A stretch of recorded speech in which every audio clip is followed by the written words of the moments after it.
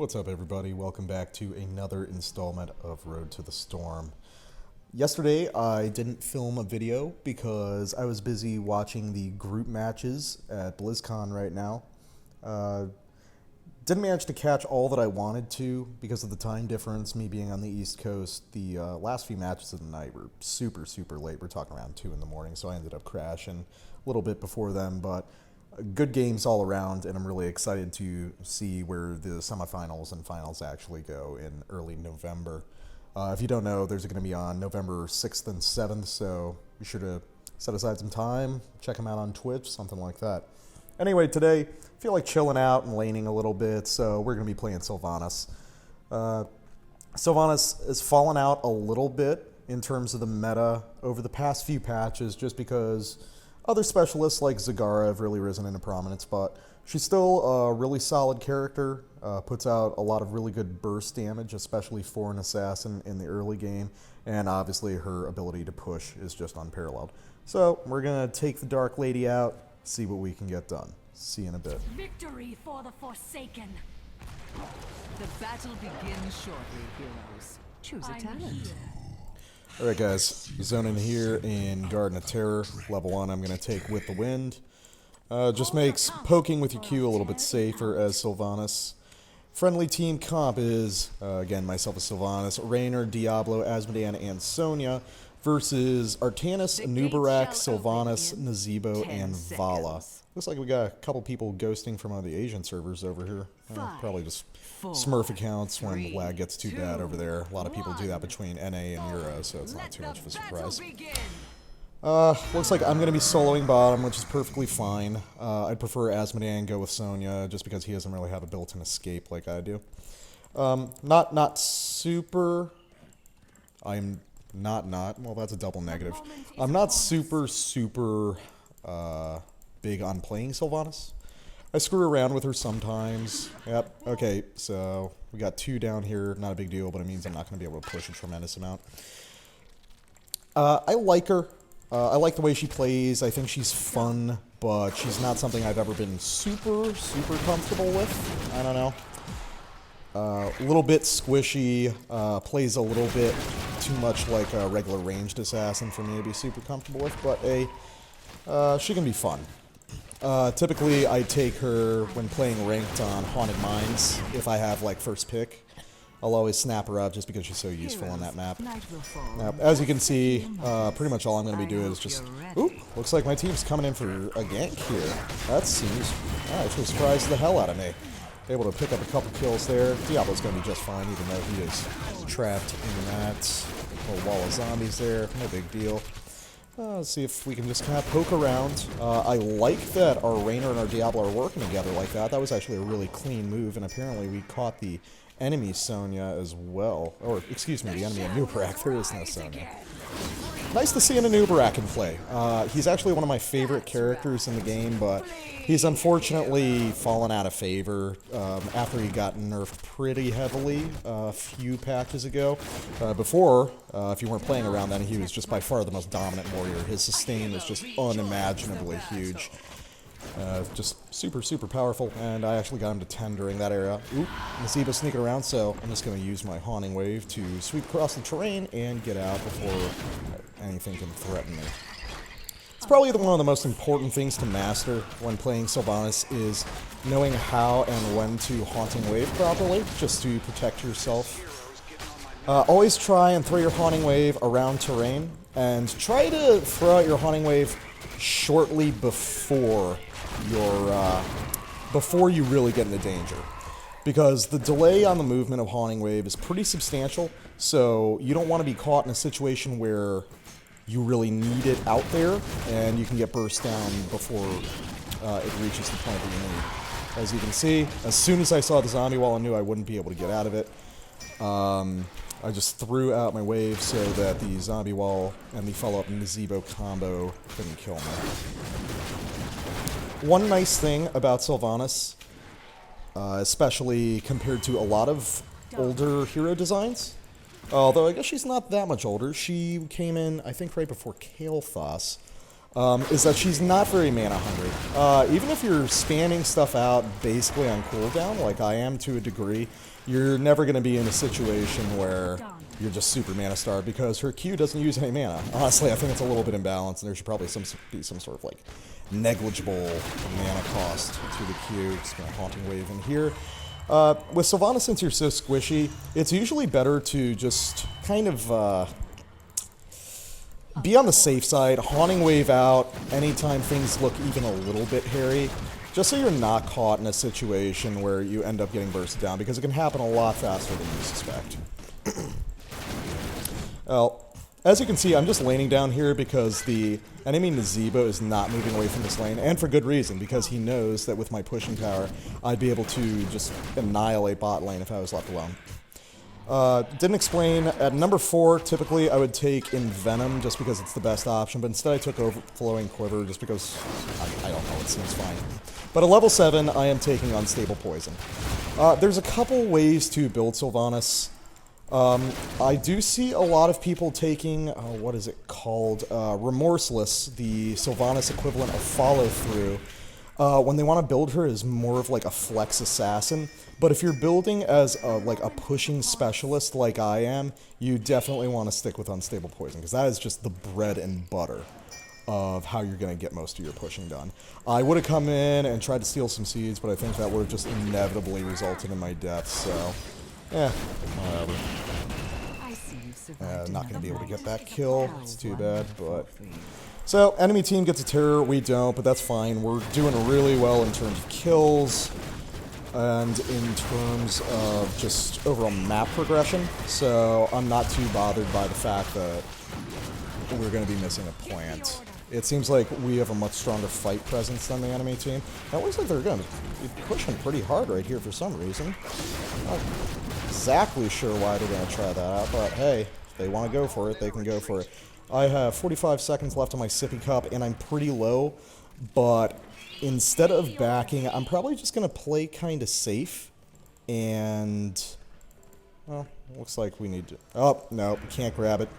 If you didn't know, the merc camps on this map despawn when a terror is actually activated, so if you want to have mercs going in conjunction with a plant push, you need to make sure that you're starting them before someone actually starts driving the plant.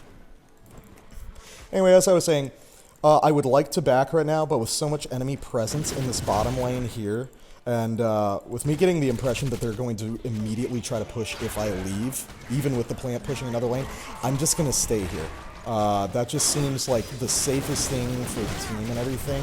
Going to use my Unstable Poison, try and zone out the enemy a little bit, but as you can see, it's going to get pretty tricky for me, throwing out my sippy cup. And they are going to take the front wall, but about all I can do at this point is just try and sustain as best as I can. But yeah, as you see, this is going to be an ugly situation in this lane over here. I'm going to take out the plant. That should always be your priority when you've got an enemy plant pushing into your base. And at level 10, oh, I was not in that. I'm going to pick up Wailing Arrow. By default, and just because no matter how many different kind of spins they put on position, it's just never really been valuable enough. I'm gonna throw in this Wailing Arrow to follow up. Can't get out of there. I just took too much burst right there out of nowhere from the enemy Artanis, I believe, and I'm gonna take a death. I threw out my Wailing Arrow to follow up with Diablo's Apocalypse, but unfortunately it didn't really get a whole lot done there. And it's like, ooh, you see, we're getting a little bit too greedy here and trying to get kills that just aren't going to happen. Like, our Rainers, super daring. We will be able to pick up a kill on the enemy Sylvanas, but it's just going to result in a death for Sonya, so that's not really a meaningful trade right there. So, I lost the lane, not really my fault, just, I mean, I had so many people there basically all the time. And just gonna hold down my Q on that enemy Artanis, let's see what we can get done. So, we've pushed him out. Enemy team's getting pretty aggressive, probably to deal with our pick game. And I'm going to assist the Rainer in claiming the Siege. As you can see, I'm using Sylvanas' trait and just bouncing my auto attacks between the two Siege Giants so that neither of us will take damage. With that, Rainer's actually going to do the majority of damage when it comes to actually fighting the Siege Giants, but I'm just mitigating us taking any damage while that's going on. which is the important thing to do with Sylvanas. You'll see a lot of kind of like newer Sylvanases. Keep in mind, you can't shut this down with your black arrows. A lot of newer Sylvanases like wandering around soloing mercs, but the reality is, even though you're a specialist, you're not very fast. Your Withering Fire is really good for doing fast burst damage to enemy heroes or high-value targets, but it's not very good for doing the kind of sustained damage you need to take out mercenaries. Now, in theory, you can take mercenaries without taking any damage, because your black arrows causes them to be stunned and not doing anything to you. But the reality is, it's going to be a lot more useful to have one of your teammates who can actually do the damage necessary to take him out and sustain a little bit of damage than have you just kind of like feebly whacking at every other mercenary to try and get it done in a reasonable time frame. But it looks like finally the enemy team is distracted by the plant in the upper lane, and this is where I start to work my magic. As you can see, much like with the Siege Giants, I'm bouncing my auto attacks and my Withering Fire whenever it's up between these two towers to protect my minion wave. Although that's not going to matter because we have just put a potted plant over there. I'm going to pick up 13, and I'm going to pick up Evasive Fire just as kind of a little safety technique. Evasive Fire is nice because I think is it whenever you hit a hero? Yeah, it's whenever you hit an enemy. I'm not sure if that's here. Well, let's test it out right there. Nope. It's any enemy. Doesn't have to be a hero. You're getting a little movement speed boost off that. And because your Withering Fire is going to basically always have a charge on it, it's just a great way to get away from aggressive kind of diving enemies and protect yourself. I feel like I've been falling behind in terms of helping the team out, so I think at this point I'm going to start trying to stick around the team a little bit more and help out in team fights with Wailing Arrow and the other things that I'm good at. So. Let's see what we got going on. Yeah, we can definitely pull a kill. Can I get it with the Wailing Arrow? Yes, I can. Managed to pull the kill on the enemy Anub'arak. Wailing Arrow not as powerful as it used to be in terms of raw damage, but still a pretty useful little skill. Let's see, we pick up the Sylvanas, but we lose our Diablo in the process, and it looks like we might lose our Sonya. No, might be safe. Ooh, this is going to be real tricky. I don't know about this. Ooh. Oh, man, she just barely gets away. Good job, good job. And we take out the Gargantuan, so she's safe from that as well. And as you can see, even through all that engagement, I'm still basically at full mana. Yeah, I just regen to full mana. So, really, as Sylvanas, unless your placement's bad, or your positioning rather, you should never really have to Hearth. Maybe one time a game, if I'm just playing really crazy aggressive and I'm spamming Haunting Wave everywhere and trying to save teammates with burst damage, will I ever run out of mana. But even in this game, it's been a relatively slow pace, so there hasn't been much of this. I'm going to resume attempting to push bot lane. I'm just going to kind of peek around and see what I can get done. At level 16, my ability to push is going to become much, much stronger. Right here with Cold Embrace, which I feel is like really the only option at this level. Looks like the enemy team's distracted, so I'm just going to run in here and see if I can take down this fort. Yep. While the friendly team is covering for me, I can take down that fort. And as you can see, what Cold Embrace allows me to do is it just applies vulnerability to anyone who's hit by my Shadow Dagger. And, oof, man, we were taking a lot of risks, but looks like my team is pretty competent this time around. So we're actually doing some pretty good work. Ooh, pull back, pull back, pull back. Remember, even if you're up in experience, even if you're better in a team fight, if you can walk away from a fight that's not necessarily advantageous to you, just do it, man. You don't have to just jump into every fight. This is something that people forget a lot. It's like, you always have an option to just reposition and reconsider when you're going to take a fight. Looks like someone on the enemy team took Promote. I'm not sure who that might be. Who has Promote? Oh, no, it's Mercenary Lord from Anub'arak. What a weird talent choice for him. And well, he's going to get punished for trying to steal our siege right there. Enemy team's going to get a plant. Not a big deal, because with only 30 seeds to get, we'll probably get one ourselves. And we're going to roll in here and see if we can get some picks. Going to throw out my Wailing Arrow. And, yep, we do manage to get the Vala. And the Artanis is going to follow soon behind. So that's 3 kills real quick. We're a little bit behind on seeds, but that's perfectly fine because now we've kind of got free reign of the battleground. Now that I have pushed the bot lane to its fullest potential, kind of like when I was playing Zagara, this is where my roam is really going to start. That's typically what I do when I'm playing Specialist, is I push my lane as far as I can past the... oh, actually, you know what I'm going to do? I'm going to grab these small seed camps over here, just so I can grab us a terror, and the rest of my team can continue to push. Because my ability to clear out these camps is pretty good. So, let's see, that's going to be 98. I just need 2 more seeds. I'm going to run over here, pick it up, so that's available for my team whenever they feel like grabbing it. Now, this is kind of a debatable decision on my part. It's like, I suppose I could be joining that team fight right there, but so far my team's been pretty smart, and I think that I'm playing kind of a long game. We are going to lose our friendly Diablo, and possibly... No, our Sonya is going to get away, alright. It's going to do some poke damage onto the enemy Artanis there. And it looks like Sonya's... No, I'm not sure who's in the terror right now, but either way, my team is doing a great job of, like, paying attention to all the different objective possibilities. We got Asmodean down here. I'm going to kind of cover for him because he's out of mana. So his ability to kind of duel isn't that good. I'm not sure what build our Asmodean is going. Okay, he's going kind of a mixed build, but no, that's fine. So, I'm just going to start pushing this lane. Typically when I play Sylvanas, if there's like a strong objective pushing a lane, I try to go to another one and split push and see if I can get something done, but ooh, we got some serious stuff going on here, and I might actually be screwed. I don't know. Will I be able to... Ooh, but yep, friendly Asmodean there to cover for me. Real good on his part. So... I'm actually going to get away from there. The enemy Sylvanas doing a really good move, actually, using her Wailing Arrow to stop me from being able to rechannel my Haunting Wave and teleport.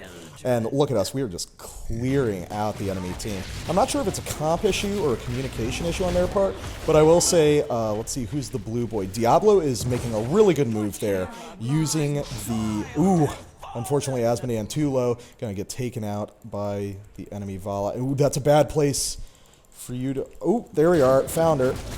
And we'll be able to take out the Vala. It's a really risky place for Sonya to try and hearth, especially after seeing Asmodean die right there, but she probably wasn't paying attention. Gonna pick up the upgraded Wailing Arrow. I think that's a valid choice, that or Bolt to the Storm, depending on how hard the enemy team's going in on you. I find that when I'm playing Sylvanas, I tend to get like targeted pretty hard a lot of the time by the enemy team. So there's a lot of cases where just having that extra layer of escape can be pretty useful. And as I was saying before, just remember when you're attacking gate as a Sylvanas, just bounce your auto attacks between those towers, mitigate any damage that might be done to you or the friendly team. Gonna go in here and throw out my Wailing Arrow, which is gonna prevent any escape attempts from the enemy team, and we managed to pick up an easy 2 kills on the enemy Artanis and Sylvanas. Feeling pretty good about this, guys. We've been having some tough games lately, but this one is going really well. My team is communicating effectively, working well together. I'm wondering if I am in a team game of some sort, because it seems like the rest of the team is very organized. I was wondering why I wasn't mounting up. That's because I had Nazebo spiders on me. Let's see. Well, I'll help Asmodean just pick up this siege camp real quick. We still have a garden terror, well, one of the large neutral terrors in the top there, as you can see. And are they working on it? I think they might be, slowly but surely. Yep, they're gaining seeds, so that means there's someone up there. I'm going to ping that there's danger up there, but it looks like my team just wants to go for the push, which I think is pretty valid, actually. Go in here, just free up our Diablo with some quick Withering Fire. Chuck out a Shadow Dagger, just to spread that vulnerability around. And we're in a pretty good spot. Enemy Nazebo's down. We've got a lot of kind of different pushing going on in different places. I'm going to help out our Asmodean real quick, who is pushing in right here. Let's see, can I spread some vulnerability? No, unfortunately I can't. Okay, so we're blinded by the enemy Artanis. Not going to be a big deal, though. But don't get too comfortable. They're doing, the enemy team's doing a pretty good job kind of zoning us back, even though they're in the defensive position. So, and they did a very good move by taking that Garden Terror. But on the other hand, they're going to have to use it kind of defensively, because our ability to push, especially with this double specialist comp that we have here, is just too strong for them to ignore their base and go all in on us. So, as you can see, me and Asmodean are kind of roaming around looking for the right pick opportunity on one of these keeps. Can I get out? Can I get out? Yes, just barely. Enemy Nazebo tries to zombie wall my escape off, but I managed to get it just on the other side of it. I'm going to roll up here into this little nook and back. It looks like they are pushing it hard with the Garden Terror, but they're not going to get a lot done. The rest of the enemy team isn't there to back it up. There's really nothing...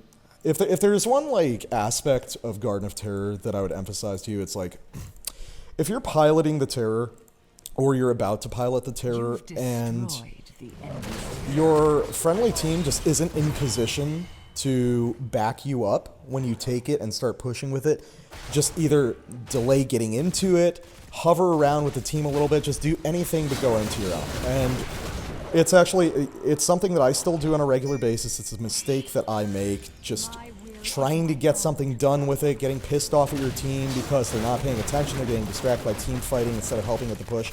But please, there's just... A lonely terror is a sad terror. You're not going to get anything done, and you're just going to waste all the hard work you put in collecting those seeds for nothing. So we're going to push in here with the friendly siege camps. We've got Asmodean kind of poking around, getting some other mercs at the same time. Ooh, a lot of damage coming off onto me. The enemy Vala is really gunning for me, which does make sense. So I'm going to back... See, Semia's ult is up in 15. That's good. She went the area at Crater Leap, which, while not necessarily the best, is probably the most hilarious option. So I'm going to approve of it on just comedy value alone. We've got Asmodean positively cleaning up in bot lane here. Our Asmodean, it appears, has done a really good job stacking Taste for Blood, despite not really... Ooh, just kidding. This merc and this very strange Anub'arak. The Anub'arak on the enemy team has been merking a lot. I know that he picked up Mercenary Lord, which I gotta say is just one of the strangest talent choices I've ever seen. I don't think I've ever actually seen an Anub'arak take Mercenary Lord. But that means he's off on his own and like really easy to gank a lot of the time. So he's just kind of getting himself punished for it. Gonna go in here, gonna throw out my Wailing Arrow just to try and cover, kind of. Not sure what that leap was for. He was trying to catch someone, but I'm not sure who it was. Oh man. Oh damn. And I'm gonna get picked up by the combination of Rain of Vengeance and Hungering Arrow. So we managed to take out the Artanis. Ooh, but that's most of the team wipe, and Asmodean's probably going to follow suit. So Diablo is up, so that's okay. The enemy team hasn't been... Well, they were early game, but they kind of went on the back foot, so I don't know if they're going to try to push here or try to get seeds. Either one's kind of a valid idea. Diablo's going out pretty hard here. I don't know if he wants to be trading with Vala and Sylvanas like that. On the other hand, the... Sylvanas makes a really tempting target right there. But the opportunity for the enemy team has already passed. It looks like they're just going to try and pick up seeds. As you can see, 30-14, we're doing really well in terms of team fighting, but we're not doing so well in terms of getting these structures down. I really want to go and just like nudge down the bottom keep and get some catapults pushing on that lane. Okay, Diablo's doing the smart move, and he's just hanging back while he waits for the rest of us to come up. Always a good idea, just never, ever go 1-5. Well, it looks like we're going to head towards top terror. Can't really tell which terror is getting worked on. It might be top, it might be bottom. Ooh! Oh man, I'm not paying attention. I'm staring at the Diablo's movement. But it looks like we want to try and go in here. Oh, okay, here we are. And oh, my haunting. Just a little bit misplaced there. Do manage to... Ooh! Diablo actually overpowers the Artanis out of the crater somehow. I didn't even know that was something you could do. we pick up the triple kill on the Vala, and I'm going to suggest this is where we go, and this is where we make our stand. Just clear these lanes, and the rest of my team has the same idea, thankfully. So we're just going to go in here, start just wailing on that keep. As soon as I can get this pesky gargantuan gone. Oh, what? Team, guys? Oh, everyone's leaving. Okay, I didn't know that. That's kind of the problem, is we're winning these engagements, but we're also taking a lot of damage, so the team ends up backing a lot of the time. So I'm going to help Dibbles out, just pick up the Siege Giants real quick, and then I am taking that goddamn bottom keep by hook or by crook. Hopefully they're not going to be paying attention, because they're going to be distracted, so I'm just going to roll in here, and I'm going to start working on this keep. With black arrows, I can do it safely, and yep, we're going to be able to take it. Nobody's here. So, there we go. That's good. Ooh, enemy Sylvanas is there. Ooh, she does get the wailing arrow off, but it's a little bit too late. I had already reactivated my haunting wave. I'm going to back. It's looking like we're keeping the enemy garden tier occupied, so they're not really working on a keep. Oh, it might go down there. Enemy Anub'arak over here doing very strange things, as he has been this entire game. Roll in here, we'll be able to get the kill off on the Anub'arak, who's just been so strange this whole game. I have managed to take out bottom keep, so now the question is what my next target is. They're definitely going to take this keep. I mean, that's just fact of life. But I can at least go in here, pop the plant so it doesn't take out the next minion wave that spawns off the core. So, who are we trying to kill? We're trying to kill the Zebo. Well, we should be able to do that without too much trouble, but... And we can take out the Gargantuan just to save our friendly Sonya. Okay, so we've got the upper hand here again, and we got Raynor here, who's getting poked at by the enemy Artanis. Enemy team's done a really good job pushing the lanes, actually. I'm not sure how they've managed to push the lanes so well. That is true. We should just end this. We kind of had that opportunity before, but team pushed out a little bit. I'm going to come up here, just assist with this. I always forget offhand how many seeds each terror is worth. I want to say it's 60? Because I know that one side isn't enough, and I think each small camp is 15. So let's just take a look. Yeah, but this will get us enough for our terror. So we can get that, and with this, we should be able to end the game.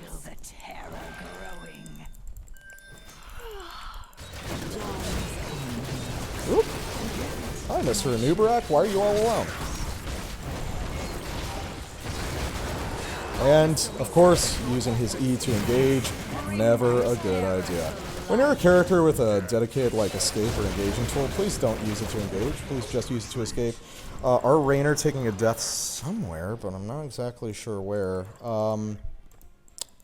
Okay, Dibbles is going to take the terror. That's good. Anub'arak is down. It looks like Sonya's just going to be pushing these. We're a little bit split up, and I don't really like that. But I'm going to come and just help Sonya clear these out real quick so she can get focused on the task at hand again. Okay, so that lane's clear. Let's take our terror and get some work done, please. Oh, that's a polymorph, not a potted plant. That's not going to do anything to the minions. Asmodean is over there. I guess he's just kind of watching out the base for a possible counter push, which is probably reasonable. At this phase of the game, it's always kind of... That's off the... Yes, it's just... Oh, man! So close to almost getting that Artanis, but unfortunately it wasn't meant to be. Don't manage to pull it off, but managed to get him super low with that upgraded Wailing Arrow. This is an irritating spot we found ourselves in. Not exactly sure what the Garden Terror's doing. But Raynor's coming back. He's going to be one of our primary source of damage, so that's going to be a good thing. And we get the Polymorph off, which means we get an easy kill on the enemy Anub'arak. Polymorphs become just really super dangerous at this point in the game. Big Wailing Arrow from the enemy Sylvanas out, but this can be cleanup time right here. Oh, but I get cleaned up instead. Oh no, take out the Artanis. Take out the Artanis. He's right there. Please, for Christ's sake. Oh, thank God. That's a quadruple kill. Friendly team, I have taken a death. I was just a little bit out of position there. It happened, but I did a lot of damage too. Fortunately, friendly team should be able to end the game here unless the Vala pulls out just some sort of amazing stop I've never seen before. Not sure what our terror is doing. You just kind of punch the keep, buddy, the core. As you can see, based on Blizzard's methodology, deciding that games on Garden of Terror took a little bit too long, which, as an aside, I agree with. I think that every game on Garden of Terror takes too long because it's a terrible map. Potted plants now disable the enemy core, which means that you don't get into these really tedious situations where it just becomes terror versus terror over and over again in the late game. I've had a lot of games on Garden of Terror go upwards of 30 minutes, and I can't stand that. So I didn't check during the game. Let's take a look at stats. So Asmodean, being the main guy driving the terror through most of the game, took it away on siege damage. But apart from that, as you can see, 167,000 siege damage on my part. Second to last in hero damage, which is fine. I was stuck to my lane for a pretty good chunk of the first third of the game, and I was getting a lot of damage poured onto me, so you saw me kind of flitting around the edges of team fights. And by the end of the game, it was 40-18, and I only took 3 deaths, which is pretty good for me. I'm not a really great Sylvanas player, so I'm going to say that I did all right there. On the enemy team, Nazeebo was putting out the most damage, and I will say I felt like he was one of the most experienced people on that team and one of the biggest problems. The enemy Nazeebo did a really good job stopping my push in bot lane, kind of weighing his options versus between helping out the team, which is just not going to be great for him early game because he doesn't have the talents necessary to really pour out that damage, versus just kind of zoning me out and making sure I couldn't get my push going. So he did a solid job there. It was only later on in the game where team fights became a bigger thing that he started to get pushed out a little bit. Weakest part of their team by far, the perplexing Anub'arak, who spent a really large majority of his time this game going around soloing siege camps on our side of the map. No clue what the thought process was there, but let's take a look at his build real quick. So he took a conventional beetle build except for Mercenary Lord, which is weird. He went for the sustain build, but he was missing one of the main things that gives him sustain, which is Legion of Beetles at level 4. Also picking up Burning Rage and Epicenter, which is also very strange because he wasn't really involved in team fights. I guess he just got these locusts to allow him to merc alone a little bit better. Enemy Sylvanas, it's looking like, did she take a, no, she took Barbed Shot instead of With the Wind. She did take Overflowing Quiver, which is strange. I only took it because I was Talent Kid. Unstable Poison, Evasive Fire. Now she took Splinter Shot, so she went a little bit more of a pure minion slaughtering build, whereas I went with a slightly safer one, Cold Embrace, and then she went with Fury of the Storm, which is also very strange because no one ever takes Fury of the Storm. But anyway, enough talk about builds. What the enemy team could have done. Honestly, this match was really decided by team fights. We bounced back from the enemy team's early aggression pretty well, and we picked up some early kills, which gave us a little bit of an edge in experience, or at least enough to even us out when dealing with the enemy's early terror on that first night where we didn't manage to grab one for ourselves. Asmodean did a really good job keeping other lanes pushed while I was dealing with Nazeebo and bot. There was some good gank work going on between our Sonya, Diablo, and Raynor, so kudos to them for that. Just overall, I felt like our team worked really well. And yes, there was a 3-man. It was... Oh, no, it was only a 2-man, so Raynor and Diablo were queued together, and then the other 3 of us were solo queuers. What about on the enemy team? Yeah, obviously the 2 Asian server guys were in a party together. But yeah, Raynor and Diablo doing organized ganks. Did a great job there. Raynor carrying the team in terms of hero damage. Just overall, solid play from our team. Got no complaints. Anyway, guys, Hope you enjoyed the video. If you did, like, comment, subscribe, yada, yada, yada. Give me money, give me ad revenue, whatever. Send me a lock of your hair. If you want to see some more shit like this, feel free to comment or send me a message talking about characters or builds that you would like to see. Till next time, see you in the Nexus. Bye-bye.